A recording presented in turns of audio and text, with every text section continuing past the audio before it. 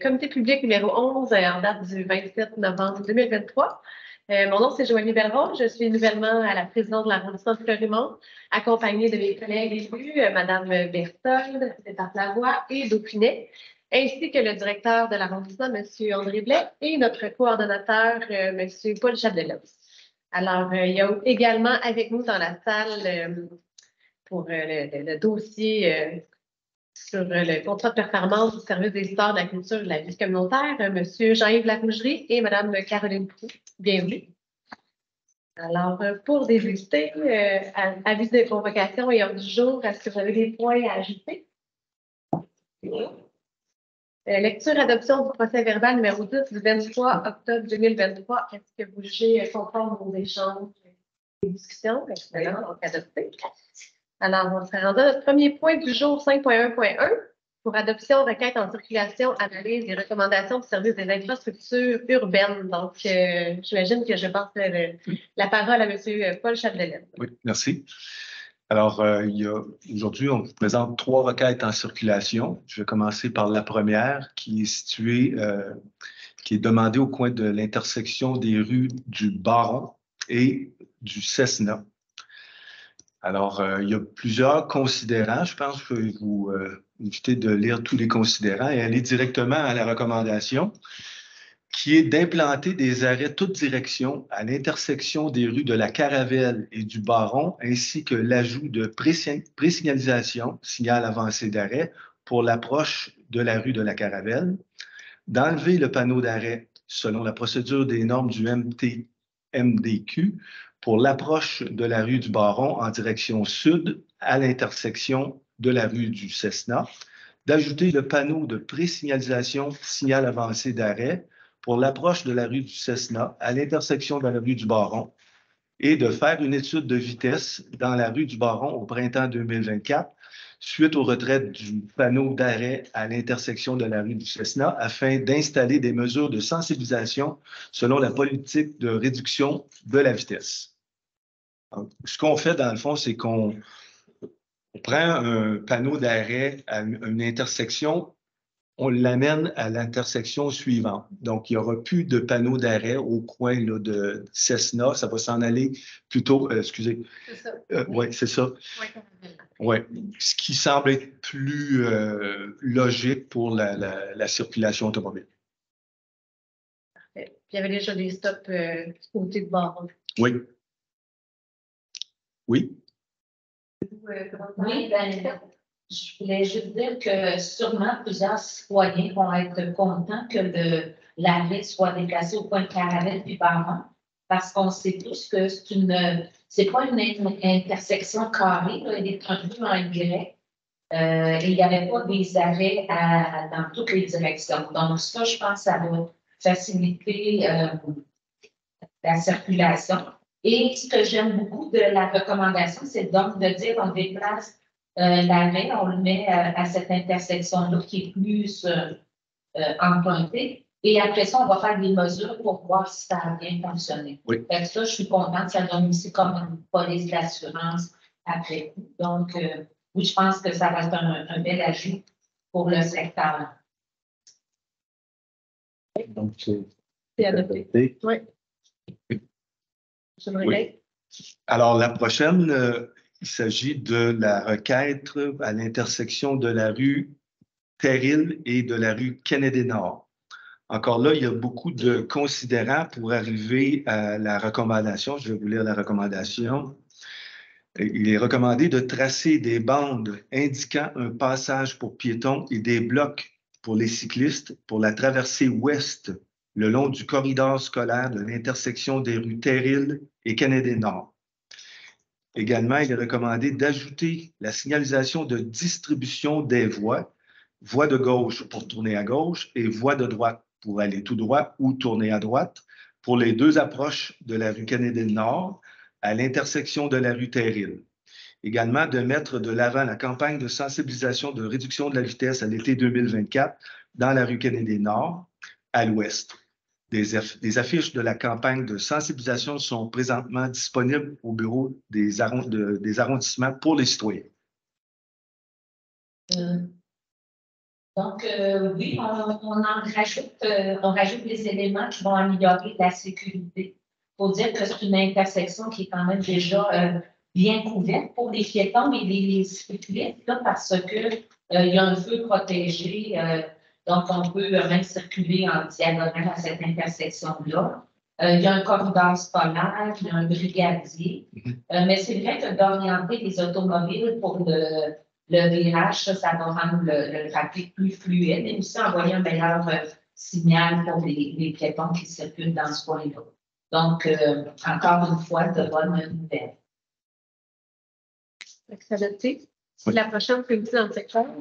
Oui, la prochaine n'est pas très loin de là. Elle est située sur la rue Kennedy-Nord, à proximité du CPE, Manche de Pelle, situé au 340, rue Kennedy-Nord. Alors, encore là, il y a beaucoup de considérants là, dans l'analyse. C'est très, très approprié. Je vais directement à la recommandation.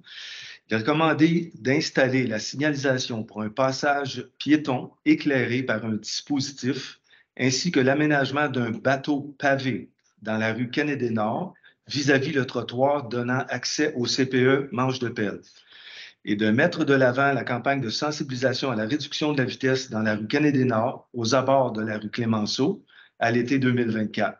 Les affiches de la campagne de sensibilisation sont présentement disponibles au bureau des arrondissements pour les citoyens. Fait que là, un bateau pavé, c'est pour aller sur l'eau. C'est une structure légèrement surélevée par rapport à la chaussée. C'est un mini dos d'âne. À l'endroit exact. Hey. À l'endroit exact. On C'est pas un gros bateau. Pas un donnant, tu fais un bateau dans ta rue. Alors, pardon? C'est pas plutôt une baisseur du trottoir. Un abaissé de trottoir? Non, je pense pas. Non. Non. Surélevé. Je pense que c'est l'inverse. C'est une traversée. Une traverse. C'est à l'endroit de la traverse. On va le voir. Madame Dupinet? Oui, bien, il y a 2 ans, on avait réglé la question au pourtour de l'école Aimant, parce qu'on sait sur Kennedy-Nord, donc il y a l'école Aimant, il y a la garderie, il y a l'intersection Clémenceau et l'intersection après ça avec Terreville. C'est un coin, il y a beaucoup de circulation à cause du cégep, un CPE, le billboarding aussi, donc l'école. Beaucoup de gens à pied, beaucoup de gens en vélo, beaucoup de gens en auto. Donc, on avait sécurisé le pourtour de l'école. Là, je suis très contente de savoir qu'on va sécuriser l'approche au CPE Manche de Pelle qui se trouve sur les terrains du cégep de Sherbrooke. Donc, ce qu'on va faire là va, je pense, améliorer beaucoup la sécurité. On est content d'avoir une traverse avec les lumières, donc à la file pointe de ce qui se fait de nos jours. Et moi, j'ai une inquiétude qui demeure, c'est Clémenceau. L'intersection Clémenceau et Kennedy-Nord, parce que dans ce coin-là, encore là, on a à droite une piste cyclable qui arrive, on a une autre en face qui vient tourner. Il y en a une qui arrive de Clémenceau, elle est bidirectionnelle. Pour un jeune qui s'en va à l'école, ça fait beaucoup d'informations à maîtriser.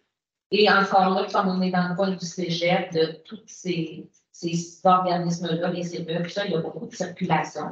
Mais donc, 2 bonnes nouvelles aujourd'hui, puis on va travailler sur la prochaine, sur cette intersection-là. Oui. Donc, encore une fois, merci beaucoup.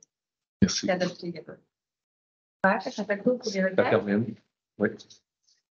Rendu au point 5.1.2, suivi du contrat de performance du service des sports, de la culture et de la vie communautaire. Qui nous habite entre vous deux? Oui, c'est un travail d'équipe. Oui, ça va être un travail d'équipe. Je vais faire une brève introduction, puis après, je vais céder la parole à ma collègue Caroline Proulx, chef de division loisirs vie communautaire, étant donné. Oui, et voir. Je vais me. Ouvrir la caméra. Voilà. On veut te voir. C'est ce que j'ai compris par le non-verbal.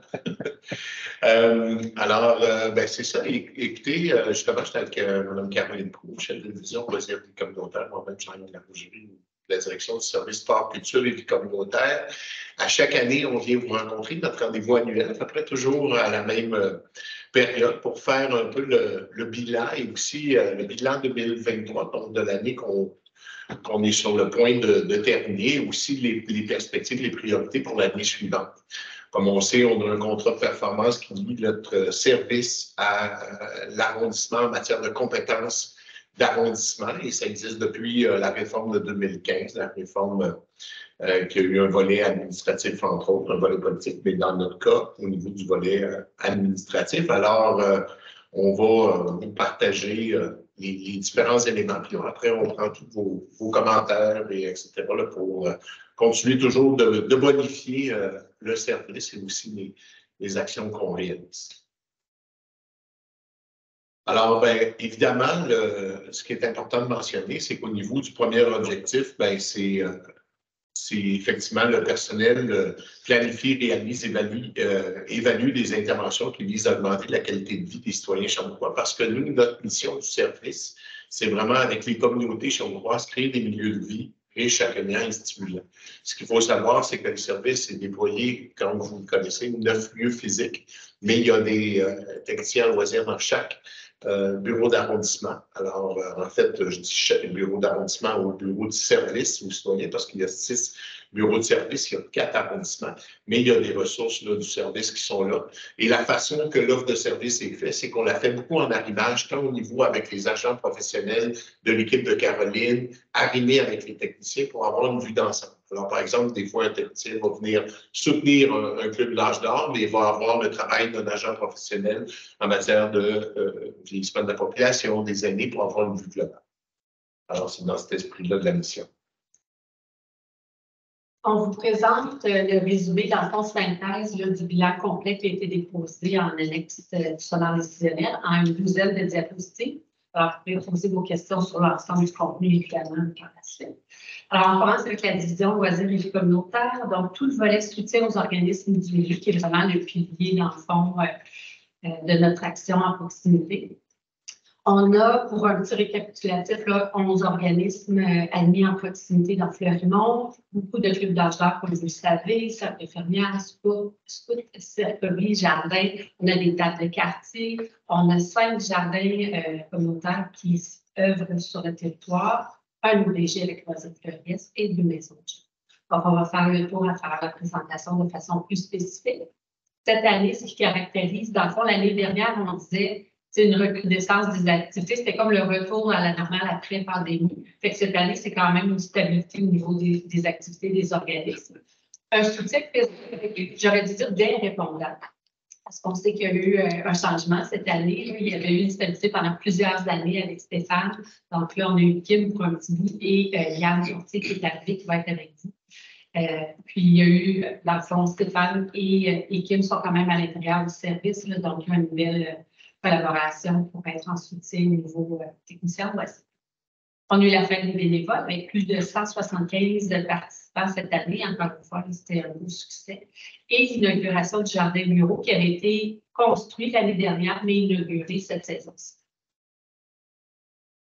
Au niveau du soutien, si on résume un petit peu quelques éléments pour rendre peut-être un petit peu plus tangible le type de soutien qu'on peut donner aux organismes. Donc, par exemple, avec le cercle d'infirmières, on a fait du ménage au parc bureau, puis on a trouvé un nouveau rangement pour eux. Il y avait un besoin supplémentaire. Elles ont été très présentes au niveau des activités, des événements de voisinage aussi cette année. Fait qu'ils ont quand même une nouvelle cohorte de bénévoles là, qui mettent la main à la pâte pour son activité. Fait que c'est le fun. Jardin Chermont, pour l'ouverture du jardin, on a fait travail avec nos collègues du SEV pour que ça soit prêt. Il y avait un enjeu au niveau de l'égouts, le fossé. Ça a été fait. Cercovie, c'était la semaine dernière, on a souligné leur 50e anniversaire, donc on était présents comme vous. Puis on a renouvelé cette année là, le projet pilote dans le fond de tennis, là, de 3 terrains de tennis au parc Adrien Panfond.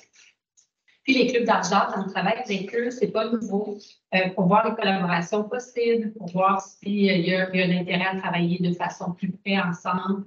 Fait que c'est quelque chose qui est en continu, mais on s'adapte au rythme des clubs par rapport à ça, puis ce qu'ils veulent voir. Il y avait aussi certains qui avaient des petits enjeux de gouvernance. On a collaboré avec le Centre d'action bénévole pour les appuyer dans ça. D'autres soutiens, en fait, tout le volet de table de quartier, on travaille vraiment de près avec les 2 tables de quartier, Marie-Reine et 4 saisons. Donc, il y a plusieurs comités. On est beaucoup en trio au niveau des tables de quartier. Donc, l'organisateur communautaire, l'agent de développement de l'ISDC et le technicien en loisirs, donc en appui aux différents comités, que ce soit le comité de coordination, l'assemblée de fondation, etc. Donc, très présent. À l'île du Parc Victoria, on les a accompagnés parce qu'il y avait une réflexion pour voir au niveau de leur gouvernance s'ils voulaient devenir un organisme, un comité citoyen devenir un organisme en bonne et due forme, incorporé ou une autre solution. Donc, il semble aller vers l'option de se joindre à la SEC. Donc, ça devrait se concrétiser en 2024. Et les 5 jardins soutenus au niveau de l'arrondissement, ils ont bénéficié du circuit Rêve Nourricier. Il y a eu 3 activités événements avec Rêve Nourricier. Ils ont chacun 4 heures aussi de créer des services en expertise. Et puis, on a trouvé un organisme judiciaire, surtout pour le jardin Édouard Boudreau. Que cette année, on avait donné un mandat supplémentaire à Rêve Nourricier pour faire cet accompagnement-là. Et les Amis de la Terre, qui sont déjà fiduciaires pour 2 autres jardins, ont accepté de porter aussi ce jardin-là. Donc, ça devrait faciliter la mobilisation des citoyens pour la poursuite de ce jardin. Maintenant, tout le volet dynamisation du milieu. Donc, en plus des événements de proximité, on a différents éléments au niveau de la dynamisation. Dans l'arrondissement, on a eu 11 fêtes de voisinage en 2023. On a eu un cinéma plein air. On a eu une promenade de jeunes qui était dans la communauté Marie-Reine cette année. Et on a eu l'événement de voisinage Fleurimont, qui s'est déployé à la rue. Et un beau succès là, pour une première édition, 1200 personnes qu'on estime dans les 4 sites qui étaient ciblés dans le cadre. Au niveau des événements de proximité, on peut voir la liste. On ne fera pas le tour de façon exhaustive, mais juste voir la liste, c'est évocateur là, du dynamisme aussi. Donc, 15 événements de proximité. Beaucoup, la majorité était en régie, comme vous le savez. Donc, quand même, les équipes ont été mises à profit là, de façon soutenue pour y arriver, mais ça a été quand même bien. Des petits éléments peut-être à rafiner pour l'année prochaine, plus au niveau technique, mais dans l'ensemble, les citoyens étaient au rendez-vous, c'est beaucoup important. Donc, il y a eu, vous avez aussi le taux de participation estimé à chacun des événements. Donc, pour nous, c'était satisfaisant avec le bout de ces chiffres. Le 30 jours, donc c'est Loisirs Fleuriès qui est l'organisme délégué gestionnaire.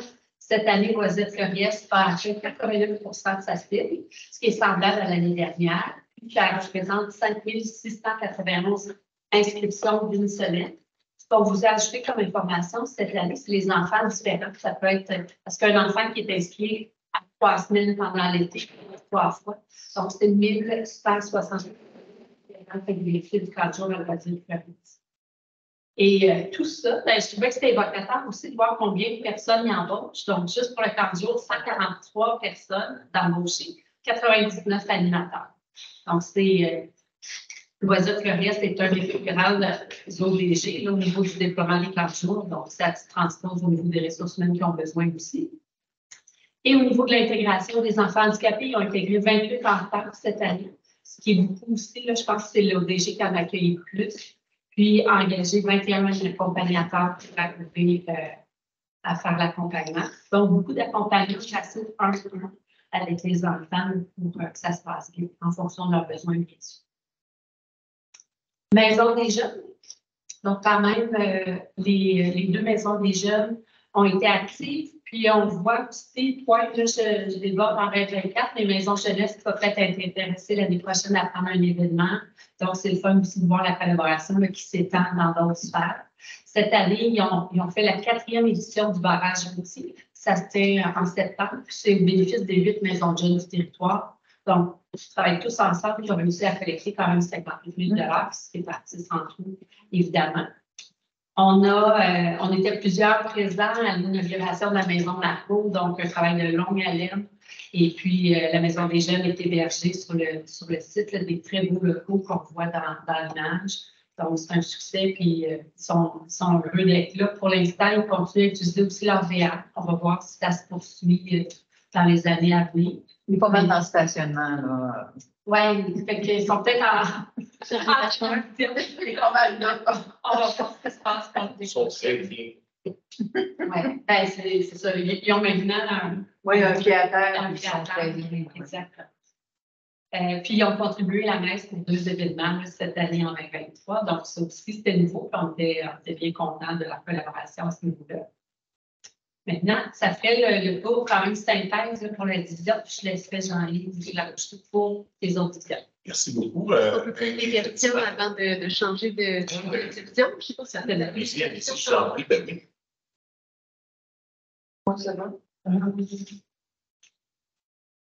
Oui, je demandais si on avait des questions. Oui, c'est ça, question commentaire pour la division. Oui, donc pour l'an prochain, est-ce qu'on va conserver encore l'organisation des fêtes à l'interne? Ben, on va, je pense qu'il y a eu une rencontre en atelier de travail. Dans le fond, le planage pour 2024 était quand même assez arrêté avec vous. Moi, il y en a en régie encore. On va essayer de trouver certains nouveaux mandataires. Comme je mentionnais, la Maison Jeunesse, c'est un exemple de nouveau mandataire pour un événement. Mais ce qu'on s'était dit, c'est dans le fond, oui, en régie, mais peut-être moins de petits événements. Dans le fond, plus de fêtes de quartier que de voisinage. Fait qu'au total, moins d'événements, mais de plus grands affaires. Et principalement fait en riche. Oui, quand même. Oui. Parce que cette année, en tout cas, de mon point de vue, ça s'est bien déroulé. On savait ce qui se passait. On disait, j'avais peut-être besoin de 2-3 bénévoles. Donc, on fournissait les bénévoles, ils en fournissaient. Mais le plan de match, on peut dire, était bien défini. Puis c'était, on était consultés. Donc, on faisait partie du processus. Moi, je vous remercie pour le cercle des fermières. Je me rappelle qu'ils nous avaient approché quand on a présenté le plan d'action. C'est une des choses qu'on veut faire avec la présentation du plan d'action. Les gens viennent nous voir, qui nous parlent de leur préoccupation, de ce qu'ils font. Et ça a bougé quand même vite. Donc, merci beaucoup. Et Maison Jeunesse, ils ont participé à la soirée Halloween dans le district du Pin solidaire au parc Carmen Savoie. Donc, des jeunes bien engagés, bien à leurs affaires. Vraiment, ils ont très bien fait ça. Donc, je voulais les féliciter, puis vous allez leur transmettre, j'imagine, les félicitations. Je n'ai pas fait le soir même, mais on n'a jamais tout le monde en même temps.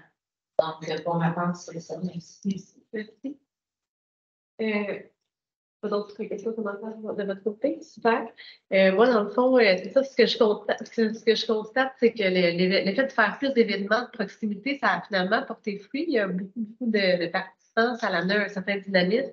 Je pense que c'est ça en régie, vous avez fait, en tout cas, Kim a fait du super de beau travail pour l'organisation des fêtes cet été.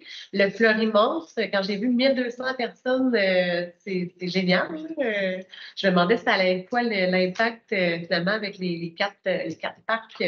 Parce que, en tout cas, si je me rappelle bien, c'était des parcs quand même qui ne sont pas très visibles, pas très bien situés. Moi, j'avais quand même une crainte pour Jardin Fleuri, vu que c'est un parc assez caché. La population. Puis finalement, ça, les gens ont participé, fait qu'il y a eu une bonne promotion probablement de le fait. J'avais 2 petites questions par rapport, une par rapport au soccer communautaire, qui est un partenaire de la table de quartier Jardin Fleuri. Je me demandais s'il y avait de l'avancement côté admissibilité de l'organisme, parce que c'est ça, c'est un organisme qui attire énormément de clientèle jeune. Je pense que c'est ça, ils ont besoin d'un petit coup de pouce là, pour être capable de bien soutenir les jeunes. Puis mon autre question, c'est plus par rapport au jardin communautaire. C'est ça, je suis contente que Amis de la Terre ait pris en charge d'un d'eux. Je me demandais si il y avait c'est quelque chose d'assez autonome en ce moment, là, les jardins. En général. Oui, c'est ça, pris en charge par les citoyens, ils sont bien situés. Oui, puis tu sais, la majorité, c'est des OBNF. Donc, par exemple, au parc Maïs handicapable, on a Jardin Charmont, etc., qui sont des OBNF, donc avec une feuille de route quand même de quelques années. Ils ont leur règlement généraux, leur façon de faire. Fait que ça va bien au niveau de l'autonomie. Puis là, ça va être la troisième. C'était la deuxième édition de Circuit Nouveau-Ski. Donc, on a une communauté de pratique de tous les jardins sur le territoire de la ville de Sherbrooke. On travaille beaucoup avec eux. Cette année, on a eu un projet spécial de semis, un projet spécial pour les jardins solidaires, surtout de d'étiquette là, pour bien démontrer quand récolter, quand mousser, etc. Ça fonctionne mieux.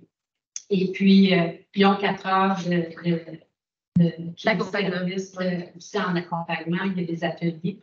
Fait que ça crée vraiment une belle dynamique, un soutien. Fait que ça vient renforcer dans ça. Parfait. Pour Le secteur communautaire. je vais vérifier de mémoire, le Club Endurance s'était informé. Et je pense que ça faisait pas encore un an qui était créé là, officiellement comme OBNL. Il n'y avait pas un premier rapport d'activité à soumettre pour déposer une demande complète. Mais je vais aller vérifier. Peut-être tarder en 2024. Oui. Super. Et pour l'année, on va aussi faire, on a fait un petit bilan, mais on pourra revenir vous voir. Il y avait un des parcs là, sur les cartes qui était moins achalandé quand même. Peut-être revoir le circuit là, pour les premiers. Pyrénées, sûrement. Je pense que c'est ça. Ils ont des problèmes, ils vont venir nous voir ce soir d'ailleurs à l'arrondissement. Pour se plaindre. Ça vous concerne Ouais, pas. OK. C'est au niveau de sécurité. Non, c'est au niveau de sécurité. Oui. Super. Fait qu'on pourrait poursuivre avec la division de la culture.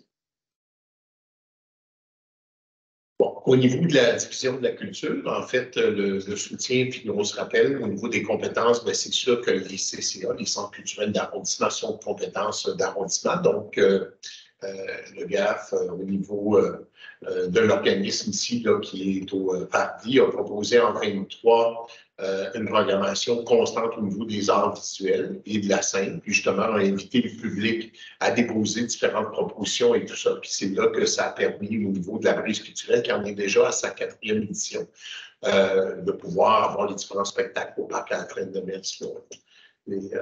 Que s'est passé cet élément-là. Bien sûr, il y a eu le programme au niveau de démocratisation de la culture qui a permis plusieurs activités qui se sont faites. Puis vous savez, tout le projet de FSP, tout ça a permis un arrimage avec des organismes communautaires et on voit très bien là, que le lien qui existe, notamment avec le RAM, les compagnies de danse, l'Axil, le Festival du Monde et tout ça. La Maison de la Parole aussi, au niveau du conte, l'animation dans les parcs et à la Placette de l'Est ont figuré là, dans cette programmation-là.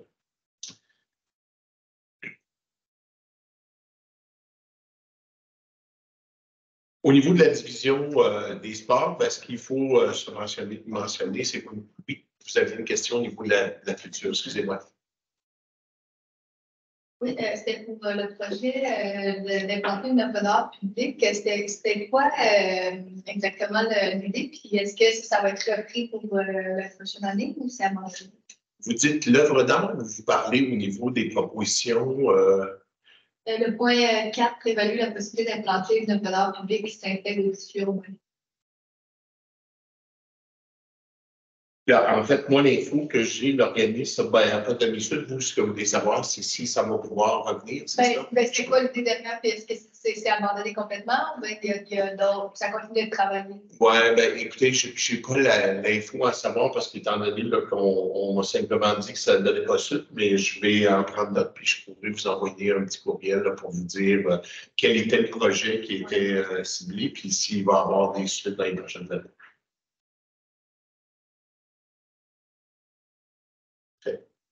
Oui, Claire. Oui, Donc, c'est ça. Au niveau de la démocratisation de la culture, c'est vrai, il se fait des belles choses. Cet été, j'ai assisté à quelques spectacles. Je suis toujours déçue de voir qu'il n'y a pas tant de gens que ça. Puis des fois, le produit il est de très bonne qualité. Et je me disais, il y a sûrement des enjeux de communication peut-être. Il faut dire qu'il y a beaucoup d'événements à la ville de Sherbrooke. Un citoyen qui veut être au courant de tout, c'est l'ouvrage à gérer, là, tellement qu'il y en a. Mais il y a des citoyens, moi, qui m'ont dit « Ah, je pensais que dans la placette, il y avait de la danse country. Je ne savais pas avoir su, je serais allée. » Fait que, il y a des gens qui ne se servent pas d'Internet. Ça, c'est une problématique. Puis, ceux qui n'ont pas Internet, parmi eux, il y en a qui ont beaucoup de temps pour aller à ces événements-là. Je ne sais pas comment on pourrait penser des joints. Je ne sais pas si à l'avancement, on pourrait peut-être faire un calendrier qu'on passerait en début d'été on fait circuler peut-être aux maisons, je ne sais pas, un mini-calendrier, comme ça prend une de papier. Mais donc, c'est ça. Moi, je trouve souvent, c'est au niveau de la participation que je trouve ça dommage. Pour l'artiste aussi. L'artiste, normalement, il y a des gens qui auraient dû s'attendre d'avoir une centaine de personnes. On était 20, 25, 30, c'est peut-être.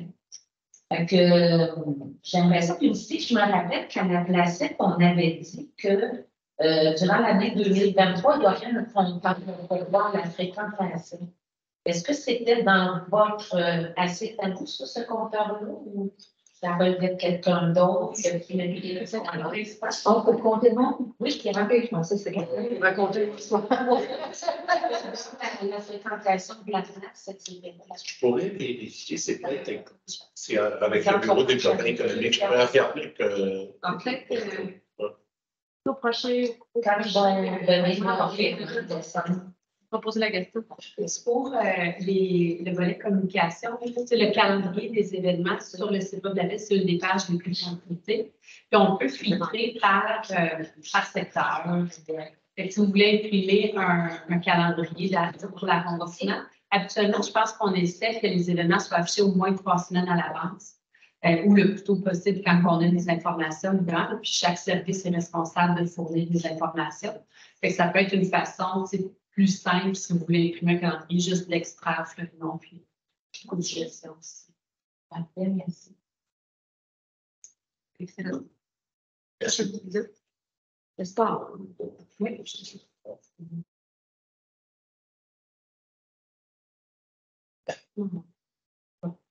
Merci.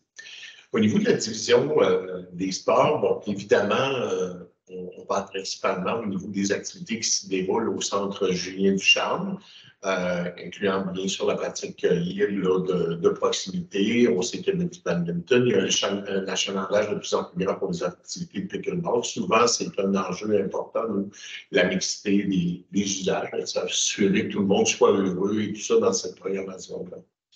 Des améliorations aussi ont été apportées sur le petit terrain de baseball du Parc Victoria et qui ont complété en 23.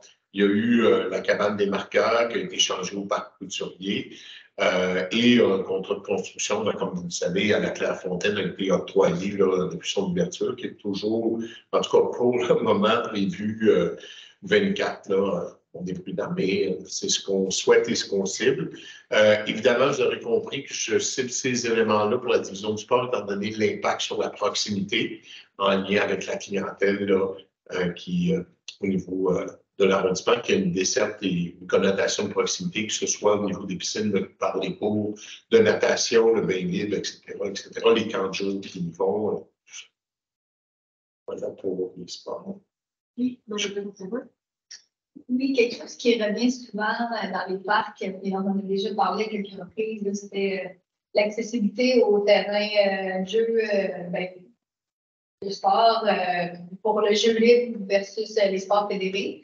Puis c'est dans notre plan d'action d'arrondissement ici aussi de rendre accessible les plateaux sportifs aux citoyens versus les organismes du sport fédéré. Puis je sais qu'on en a déjà parlé. Je ne sais plus si c'était avec vous, là, puis comme ça, ce qu'il faut pour avoir un horaire qui permettrait de peu plus baliser, puis voir c'est quand les citoyens peuvent l'utiliser pour eux. Est-ce que c'est dans la réflexion, comment favoriser l'accessibilité pour les citoyens, parce qu'ils ont des super plateaux des fois dans leur parc, mais qui n'ont jamais accès, ils ne savent pas quand ils peuvent y aller. Est-ce que ça fait partie de vos démarches, de vos réflexions? Oui, on a cette grande sensibilité-là. L'enjeu, souvent, ce qui arrive, c'est qu'au niveau des terrains, puis là, vous savez, ils ont eu une reconnaissance, une augmentation au niveau des inscriptions de soccer, notamment le Mistral et tout ça. Ce qui fait qu'au niveau des terrains sportifs qui sont naturels, c'est un nombre limité d'heures. Puis quand on a une grosse période de pluie, on doit limiter, fait qu'on les met sur le synthétique. Alors, les horaires sont repoussés, on les remet et tout ça. Alors, ça laisse, au niveau de la planification pour les citoyens, peu de marge à dire « Hey, moi, il faut que j'aille là parce qu'il y a eu des parties qui ont été déplacées. » Mais on tente le plus possible, quand c'est possible, je vous dirais, quand on a la présence de terrains synthétiques où on a un plus grand nombre d'heures qu'on peut jouer, là, à ce moment-là, c'est plus facile de mettre des horaires fixes, alors que sur elle, ben, étant donné l'utilisation qui est moindre, là, parce que c'est entre 15 et 20 heures, puis en espérant qu'il n'y ait pas trop de pluie pour pas que ce soit, ben, c'est souvent là notre enjeu. Mais je pense qu'on pourra continuer à travailler ensemble, justement, là, André, avec l'équipe de Blais là, et avec l'équipe pour le plan d'action de l'arrondissement pour voir comment on peut faire en sorte, parce que je vous dirais, cette demande-là, on la voit aussi dans d'autres arrondissements, puis j'en suis très conscient. Je sais qu'on avait même prévu le grand plateau là, au parc Forest, là, Un plateau des sports. le plateau des sports, ben, le nouveau terrain synthétique, là, les trois, le parc central, c'est le que je cherchais. Parc central, parce qu'il y en a deux, il y a le parc central là-bas aussi. Bien, ça aussi, on avait eu cette demande-là. Fait qu'on va le regarder dans cette optique-là, puis on pourra voir comment, puis on va se faire une petite rencontre d'équipe pour essayer de faire un brainstorm pour voir la meilleure façon. La pratique libre, c'est vraiment c'est une tendance qui est très appréciée des citoyens, autant en loisirs, en culture qu'en sport. On théâtre en fait un portrait au niveau de la culture sur tout ce qu'on a en pratique libre. On essaie de le voir aussi au niveau des loisirs. On travaille avec STBC parce qu'on pourrait faciliter à ce niveau-là. Puis on a vu aussi que dans le plan d'action de la commission, il y a une action sur le loisir inclusif avec les mécanismes d'accompagnement. Fait que je pense que ce sera une date de plus au niveau de la commission là, à faire avancer ce dossier-là, qui est le loisir de façon inclusive, donc qui peut englober la pratique. Puis dans la politique du sport et du plein air, la future politique aussi, ça a été une préoccupation vraiment nommée par beaucoup de participants de sondage. L'idée d'avoir de plus en plus d'espace pour la pratique libre, plus d'actions plateau. Fait que ça va être intéressant de voir comment ça va redescendre après ça dans les artistes. Moi, je me demandais quand il y a des sports émergents, exemple le pickleball, là, comment vous traitez le rééquilibrage, disons, parce qu'on a eu beaucoup de gens qui se sont présentés et qui nous contactent directement pour avoir plus d'accès, justement, pour le pickleball. Mais j'ai aussi d'autres personnes qui me disent, ah, mais moi, j'ai peur que, par exemple, le badminton perde sa place. Là. Comment c'est géré à l'interne, ces demandes-là? C'est géré avec beaucoup de tact et doigté parce qu'il faut qu'on puisse rencontrer puis expliquer aussi à nos organismes qu'on ne peut pas dire oui à tout parce que est-ce qu'on va tasser toute la pratique déjà existante, surtout s'il y a un achalandage et une demande, mais en même temps, on tente d'offrir le plus de plateaux disponibles, par exemple, au pickleball, s'assurer que ça réponde, mais en même temps, parce qu'on sait qu'au niveau des sports de raquettes, le badminton est toujours présent. L'enjeu, vous nommez, Mme Belrose, qui existe aussi au niveau du tennis, quand les gens du pickleball veulent aller sur des terrains avec leur filet, leur ci, leur ça. Puis, fait qu'on est toujours dans. En fait, c'est la mixité des sports, puis c'est de s'assurer que justement, on favorise un développement, mais qu'on ne brime pas l'autre, parce que sinon, on va demander si lui l'ajout de terrain, etc., si on y arrive là. Mais puis en même temps, on sait qu'il y a des pratiques émergentes. On sait,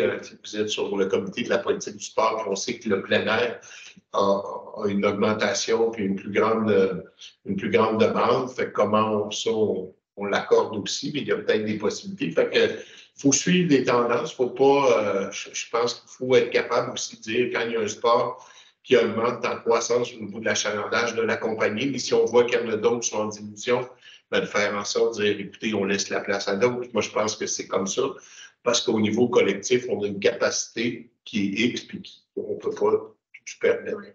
Fait que c'est le juste équilibre. Fait que ma réponse n'est peut-être pas comme ça, mais c'est comme ça qu'on le vit. C'est-à-dire en disant, bon, ben, regarde, on regarde celle qui émerge, celle qui est moins en demande, et etc. La présence.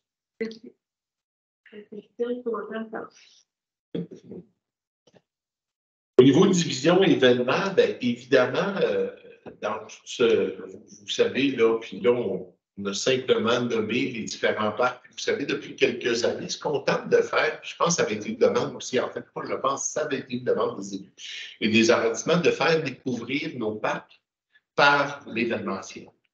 Soit de proximité, de grands rassemblements. Bon, là, vous connaissez le Festival des traditions du monde et tout ça en arrière-fond, comme comme photo, mais il y a différents parcs qu'on peut réaliser plusieurs fêtes de proximité, où les gens s'y retrouvent. Fait que je vous dirais, grosso modo, c'est ce qu'on tente de faire. La façon que les événements sont réalisés, oui, sur l'angle événement, la division des événements est beaucoup là sur l'angle logistique, mais toute l'équipe au niveau proximité de Caroline est là pour, quand vous parliez tantôt, Mme Dauphinet, dit, bon, on se sentait informé, tout ça, ça venait de l'équipe de Caroline. L'aspect logistique au niveau de la gestion des équipements, pour avoir une flotte d'équipements, puis coordonner les cahiers de charges, puis etc., s'assurer des liens avec des services, parce que les gens, tu sais, on ne voit pas, mais un grand événement, là, ça prend toute une coordination au niveau de la sécurité, des incendies pour le plan de mesure, le juridique pour savoir si on est conforme, etc., si on a tout couvert l'angle des assurances, etc., etc. Fait que tout cet arrivage-là se fait par la division événements, mais l'aspect milieu de vie, quand c'est des événements de proximité, tout ça, c'est l'équipe de Caroline, donc la logistique aussi. Ça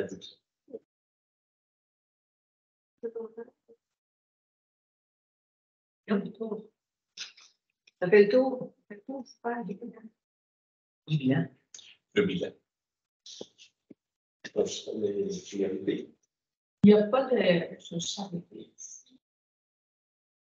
Il n'y a pas de présentation comme telle pour les priorités, on est vraiment en continuité. Donc, c'est plus sous forme d'échange s'il y a des questions ou préoccupations vous pouvez signifier pour qu'on s'ajuste les mois. Moi, de mon côté, puis c'est vraiment en continuité avec ce qui est déjà fait, là, avec ce qui a été fait avec justement nos différents événements de proximité. Mais tu inscrit pour optimisation des événements. Je me disais qu'on pourrait inscrire là, de favoriser la collaboration, l'intégration d'organismes du milieu quand on parle d'organisation des événements, parce que c'est ça qu'on fait. Mais je pense que le fait de le nommer dans notre priorisation, c'est important. Puis, je me demandais aussi si ça va être intégré de faciliter la création d'espaces pour le maillage interculturel. Nous autres, c'est une de nos priorités à l'arrondissement. Puis, je sais que plusieurs organismes portent également cette priorité-là. Puis, je me disais, des fois, là, il y a des petits événements de proximité, puis, simplement d'ajouter, j'ai des organismes qui me demandaient, est-ce qu'on peut mettre un kiosque pour présenter nos services, créer un espace avec deux chaises pour que les gens y aillent s'asseoir et discuter. J'ai vu dans certains endroits, là, qu'il y avait des bancs de couleurs, juste pour les identifier, pour que les gens qui viennent, ça arrive souvent que j'ai rencontré dans des événements, des gens qui arrivent seuls, puis ils viennent vraiment dans le but de socialiser, mais ils ne savent pas trop par où. Fait que, des fois, c'est une installation, ça peut être du mobilier temporaire, puis des fois, c'est via l'animation qu'on y porte. Là. Fait que, en tout cas, mais moi, je pense que ça serait une belle action à inscrire dans nos priorités, favoriser les espaces de maillage interculturel. Une proposition. Est-ce qu'il y avait d'autres commentaires? Non, ça va. Oui, Mme Le Tassaro? Ben, je suis d'accord avec ce que vous apportez. Je suis pour la division de voisine communautaire là, par rapport au fait de voisinage. Là, effectivement, parce qu'on a eu vraiment plusieurs cette année en 2023, puis ça a été super apprécié. Là, merci beaucoup du support en régie, là, on est bien contents. Donc là, quand vous dites maintenir ou augmenter, parce que tantôt, vous parliez, on va faire un peu le bilan, peut-être qu'il y en a qu'on va essayer de faire moins, mais plus grosse. Donc, on ne va pas nécessairement maintenir ou augmenter. Ça se peut qu'on réduise, mais qu'on réduise en nombre, mais qu'on fasse plus gros en. J'essaie de trouver le. Est-ce que ça, vous allez revenir? C'est deux choses. Parce qu'on a des événements de voisinage de quartier, d'arrondissement, mais on a les fêtes de voisinage. Qui sont les fêtes de voisinage, c'est les citoyens. C'est ceux-là que, tu sais, on fait la promotion, mais c'est les citoyens qui déposent leur demande, on accepte, on vérifie évidemment les éléments de sécurité, etc.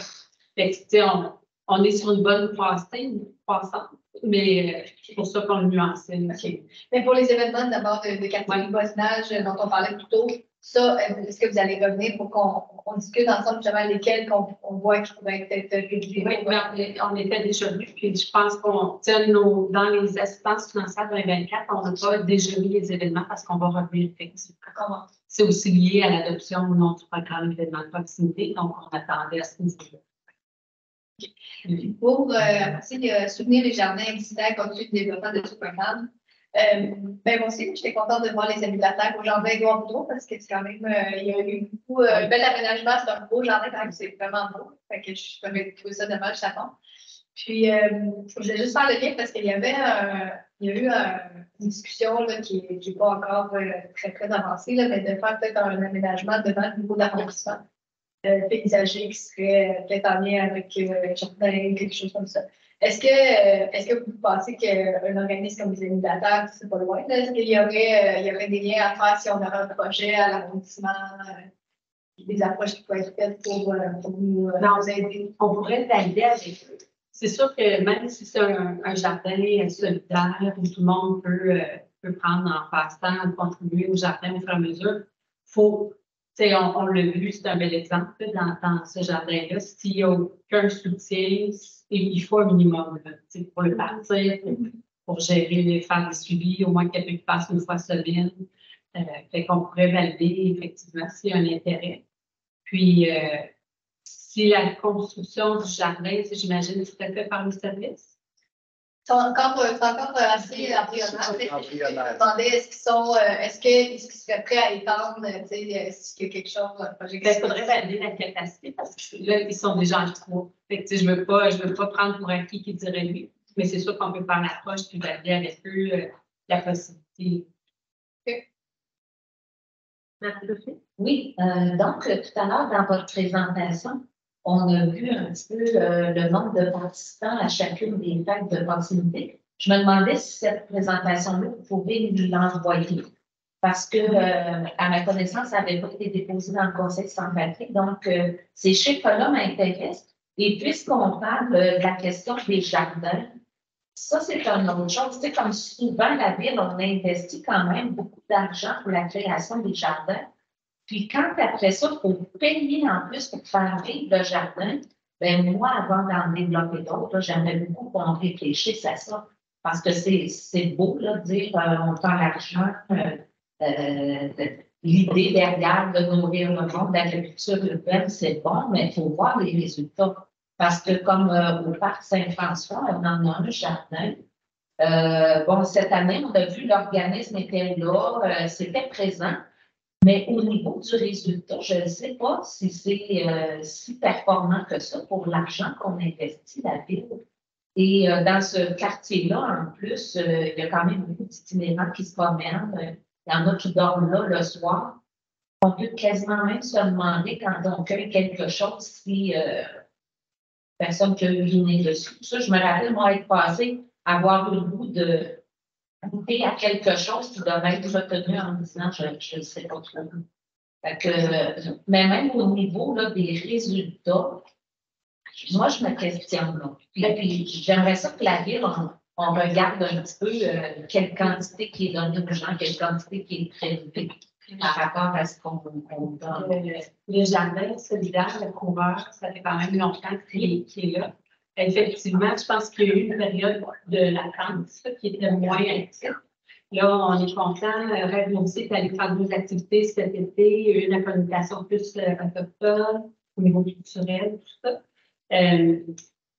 Disons, il y a moins d'argent investi au niveau, ça prend moins d'argent pour créer, bâtir un jardin solidaire qu'un jardin en jardinet. Ils sont souvent plus grands, superficiels aussi, mais au niveau de séparation des jardinets, la clôture, etc., c'est de plus grande ampleur.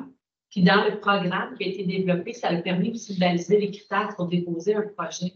Être sûr qu'il y a un temps nombre de jardiniers. Avant de développer le programme, on avait aussi fait un tour des listes d'attente et ça a aussi explosé pendant le temps de la pandémie, là, la demande pour pouvoir jardiner.